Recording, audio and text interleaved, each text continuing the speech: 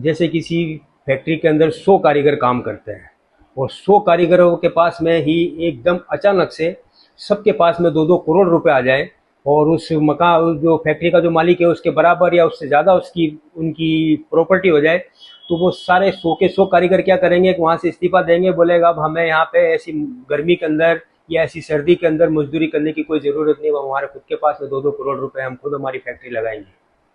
ठीक इसी तरीके से शक्कर की मिल के अंदर या कपड़ों की मिल के अंदर सभी लोगों के पास में अगर इस टाइप के पैसे मिल गए, सबको बराबर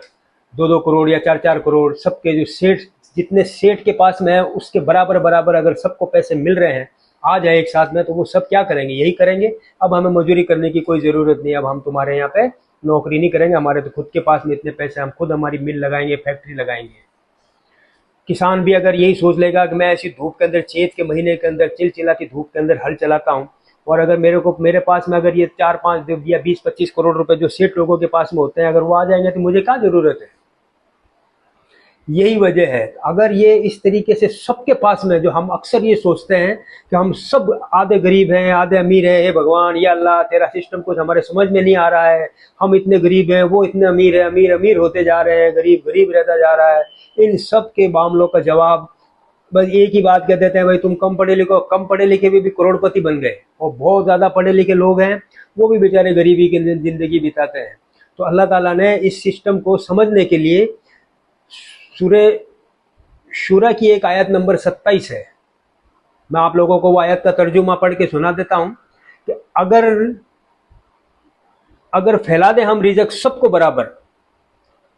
बराबर रिज़्क अगर हम दे दें तो फिर बगावत फैल जाएगी, मुल्क में फसाद फैलेगा। और हम उतारते हैं रिज़्क सबको नाप तोल के, क्योंकि मैं अपने बंदों को सबको जानता हूँ कि कौन किस हाल में है। ये शूरा की आयत नंबर 27 है। तो अल्लाह ताला हम सब बंदों की औकात जानता है कि इनको अगर पैसे दे दिए गए तो फिर ये सिस्टम जो सृष्टि की रचना है, जो मानव कल्याण के लिए जो काम होते हैं, जैसे खेती करना,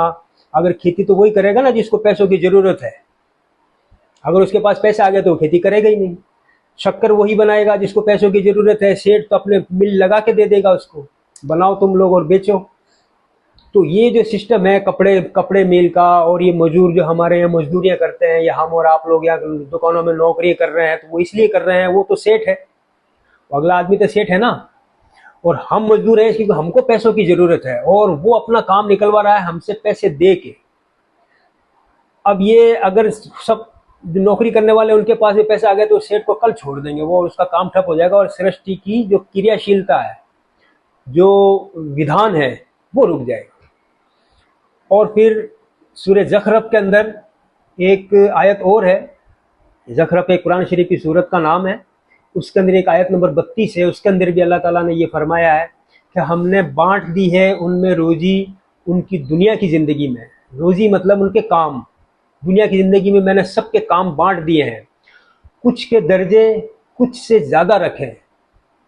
और कुछ के दर्जे कुछ किसी से कम रखे हैं, और हमने ठहरा दिए एक दूसरे के लिए खिदमतगार। अब जो ऊंचे दर्जे के लोग हैं, पैसे वाले लोग हैं, वो ऊंचे दर्जे के लोग हैं, वहाँ पे हम लोग गरीब लोग जाते हैं नौकरी करने के लिए जाते हैं, तो वो हम उनकी खिदमत करते हैं, जैसे उनके घर के अंदर कपड़े धोना हो, या बाईजी का काम करती हैं औरतें घरों में जाके बंगलों के अंदर, तो वो हमको पैसे देते हैं और उनके काम हो जाते हैं। एक दूसरे के ऊपर दर्जे बुलंद रखे हैं अल्लाह ताला ने कि एक का दर्जा कम है एक का दर्जा कम है, ताकि ये सिस्टम बैलेंस में रहे, बैलेंस में। तो मेरे जो समझाना चाह रहा था आपकी समझ में आ गई होगी। अस्सलाम वालेकुम।